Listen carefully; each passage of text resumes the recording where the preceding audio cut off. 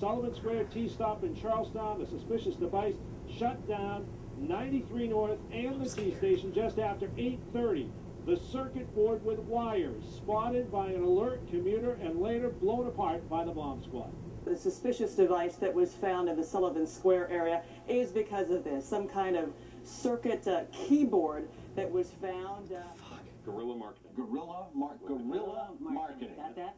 We have reached a new stage in our lives. Guerrilla marketing. All right. The device was an electronic circuit board with some components that were consistent with what we know to be improvised explosive devices. Little lights like a light bright. Like a light bright. They weren't lit up now, but they lit up at night, which is why they had the battery pack to light up. It had a battery pack, and that's what made everybody nervous, because they equate battery packs and wires and such with bombs. You automatically think it could be a suspicious device that could be harmful. So someone has a lot of explaining to do, and we're going to now go to Sir Bonnie Banerjee, who has more on this afternoon's saga. The intersection and then the pillar. Sir Bonnie, are you with us? Yes. Okay, let's go to you now. Oh, hey, okay. Yeah, I'm right here in the intersection of Washington Street and the McGrath Highway. You can see just how busy of an area this is. If we can just pan off and take a look at all the cars coming. I'm going to have Trug, if you don't mind, just panning over. We're showing a live look right now of the busy highway right now. And then back there is a column where a suspicious package was found earlier today. The national news is covering our situation here. It seems like we were the ones kind of noticed that at first. Talk about overreaction. We've had them in New York City. Nobody, even if they blew up light brights. I mean, come on. Everybody overreacted. There's a cartoon figure giving the finger, and they blew him up. They should have put him in the big dig and blown him up if they want to do it. It's a mess over there anyway. Gwen David, who works here, was here when the police came. The manager for this store, Erin, noticed it last night, didn't think anything of it, but then she's working in our Harvard Square location today. When she heard about the ruckus, she called the police and notified them that there was one of these Mooninites on our store, and the police came with the bomb squad, and the detectives came, and it was all very exciting. Mooninites hail from the center of the moon, obviously. They're a race of pixelated aliens from the inner core of Earth's satellite, represented here by and Igninaut. Others among this brood of Mooninites: Meatwad, Shake, and Frylock. All really munchies for stoners, though they don't actually say that.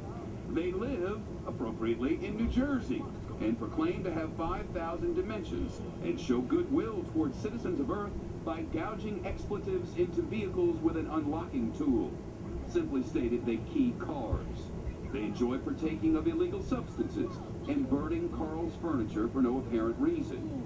Their god is an Indian who turns into a wolf. They come down from the moon to sort of wreak havoc on Earth, which is kind of ironic and also sort of makes sense. Maybe it makes sense for late-night TV watchers, but it just made the rest of us angry.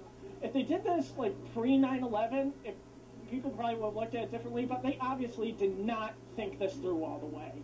Two students at the center of a city scare, both in court, then mocking the mayhem. Does anybody here have questions about haircuts in the 70s? Nothing about Peter Brodowski and Sean Stevens' behavior showed any concern. What we really want to talk about today, it's kind of important to some people. It's kind of important to some people. It's haircuts in the 70s. From the press conference where the two Charlestown roommates dodged any serious questions.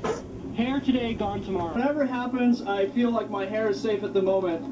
So, any other hair questions are definitely welcome. Hair today, gone tomorrow. I feel like my hair is pretty perfect. But altogether, I want to redirect this onto the topic of haircuts in the 70s. It's funny. It's one of the funniest things to happen to Boston, and it's very sad that two kids. I mean, they're art students. They're kids, and they don't. I'll agree on the funniest thing ever to happen to Boston, but kids. We're not an organized group of people. We're just a bunch of people that think this whole thing is silly. A few supporters armed with posters of the electronic sign say police and the media overreacted. Anybody under the age of 30 in the city of Boston knew by noon that it was a joke. and everybody over 30 was like, "Oh my goodness, terrorism! Let's destroy things." 35. Watch the show, for God's sakes. It's silly. There's nothing about this that is serious, except you guys. And if you are still interested in seeing this movie, it comes out March 23rd. What a crazy town. Oh, one more thing. If you happen to know Howie Carr, will you do me a favor and ask him to shut the fuck up? That'd be great. Thanks.